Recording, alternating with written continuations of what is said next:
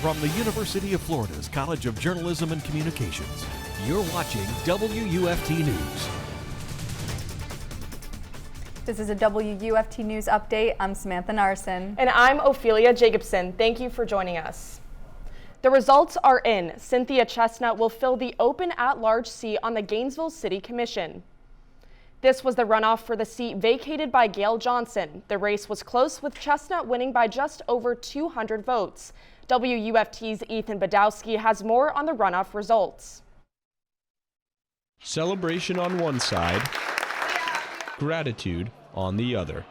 Even in defeat, Matt Hallen shared a message of optimism as supporters watched on. But I look at that TV and I think to myself, look at what we accomplished. Halland, a first-time candidate, faced off against Gainesville political veteran Cynthia Chestnut. Cynthia has tremendous experience, having served on the city, the county, and in state government. Gary Gordon is a former city commissioner. He says it is not just Cynthia's experience that sets her apart. In this day and age, she stands in part for the neighborhoods, which really make up the essence of Gainesville. In her victory address, Chestnut outlined her top priorities. Let's work to address the utility rates. Saving our neighborhoods. The vote was incredibly tight, and Chestnut's margin of victory was just 244 votes. It's all quiet in the Supervisor of Elections office this morning, but there's still plenty of work to be done. We spoke to Director of Communications Aaron Klein about the turnout in the election and what's next going forward. In fact, in fall, we had slightly lower turnout than we did overall in this election, and you can compare that also to the March 2021 regular City of Gainesville election, where still this election that we held over the last couple of days had higher turnouts. As the newest member of the commission, Chestnut faces a stiff challenge. She's going to start out by being in the minority. She may have one other commissioner on her side, and she'll be up against the other 5. Chestnut describes what a successful term would look like if she can overcome being in the minority. People are hurting in this community because of the high utility bills. Saving their community, saving neighborhoods, and inviting the public into meetings, inviting the public to speak. However, her place in the minority may not last long, with 4 seats up for grabs this fall. Ethan Budowsky, WUFT News. This special election comes with a price. They all do, but it stands out to stage an election with just a single item on the ballot. We asked our Elizabeth Biro to dig into how much this special election cycle costs taxpayers. Is it sounding dated? Yes, it is. You did that right. Thanks for voting. Gainesville residents cast their vote. Larry Condra votes in every local election. It's a beautiful day in the neighborhood. Get out and come out and vote. Despite only 1 seat being on the ballot, this special election is no different for Condra. Neither are costs for the city of Gainesville to hold the election. The March election was 196,000 plus. So of course, when I went to the commissioner, I requested 200,000. With no candidate receiving an outright majority in the November special election, Barton requested another $200,000 for the runoff, making at-large seat B a $400,000 seat. Voter turnout in both the November special election and the runoff was approximately 13%. 11,746 people voted in November, meaning it cost taxpayers approximately $17 per vote cast. 12,268 people voted in the runoff, meaning it cost taxpayers approximately $16 per vote cast. Elections are costly, and that's with your taxpayers' money. So it's very important that you exercise your right to vote, especially with a special election that you're having to pay $200,000 for. And with the runoff, $400,000. Elizabeth Biro, WUFT News. For more information on the election, visit WUFT.org. The U.S. Coast Guard is searching for 38 people missing after a boat capsized off the coast of Florida. One man was rescued from the water as he clung to the hull of the boat. One body has been recovered, but 38 people are still missing, and they reportedly weren't wearing life jackets. Supreme Court Justice Stephen Breyer is expected to soon announce his retirement. The liberal justice has served more than 27 years on the court. Now 83, he was appointed by President Bill Clinton in 1994. The White House is deferring to him to announce the decision any way he wants. His departure this summer would allow President Biden to nominate another liberal jurist. With Ukraine under growing threat from Russia, today the U.S. issuing a written response to Russian demands, hopeful for a diplomatic solution. At the same time, the U.S. shipping weapons to Ukraine to help fend off an invasion, as the White House awaits Russia's next move. NBC's Alice Barr has the latest from Washington. Today, dueling demonstrations of military might highlighting the growing tensions in Ukraine. Secretary of State Antony Blinken announcing the U.S. has sent Moscow proposals in writing aimed at deterring Russia from invading Ukraine. The document is with them and the ball is in their court. Whether they choose the path of diplomacy and dialogue, whether they decide to renew aggression against Ukraine, we're prepared either way. U.S. airmen loading weapons bound for Ukraine's defense as Russia ramps up military drills near the Ukrainian border, including sending more fighter jets to neighboring Belarus. 8,500 U.S. troops remain on standby to support NATO allies. The president made it clear we're not going to deploy combat troops into Ukraine. Russia has denied it plans to invade, but is now threatening retaliation if its security demands are not met.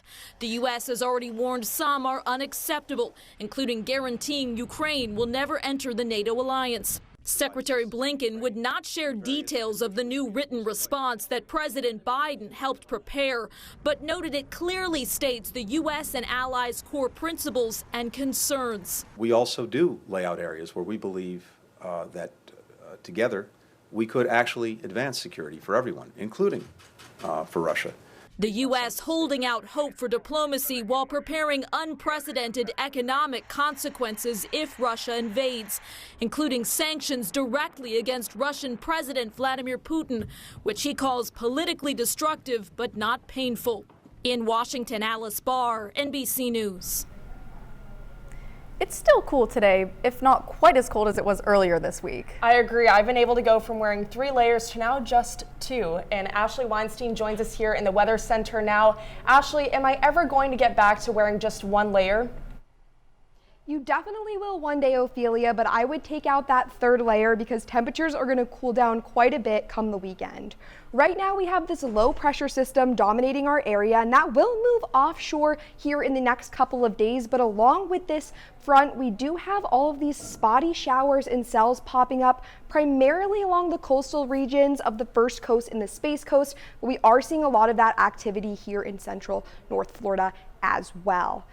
Moving in right now, our temperatures are looking in the high 50s, 57 degrees, feels like 56, so we don't have much coolness going on here. It still is pretty chilly though for this time of year. Normal temperatures are in the high 60s, and we have these low-level stratus clouds hanging, which are our storm clouds, which is why we've been experiencing these storms popping up the last couple of days. And for the rest of our region, 55 in Ocala, 57 in Gainesville, and 57 in Stark. Now this evening into tomorrow morning, temperatures aren't going to drop too low. We will see the upper 40s, and that's because here in the next couple days, temperatures are going to stay consistent. But come Friday night, we have an Arctic cold front passing through our area. We're going to see some pretty cool temperatures. So we have our low pressure system moving offshore here Friday night, but that cold front is going to come down Friday night into our area, bringing much storms with it. Again, mostly along those coastal regions, but definitely scattered activity in our area as well coming with it. We see those cells moving in into Saturday morning. Now, these temperatures are going to be the lowest since January 2018. We'll be looking at the 20s come Sunday morning once that Arctic air mass comes into our area, and that persists into the upper to mid 20s, even low 20s in some areas, 24 in Gainesville, 24 in Lake City, 26 down in Crystal River. So a rundown here of when we could expect these cool temperatures.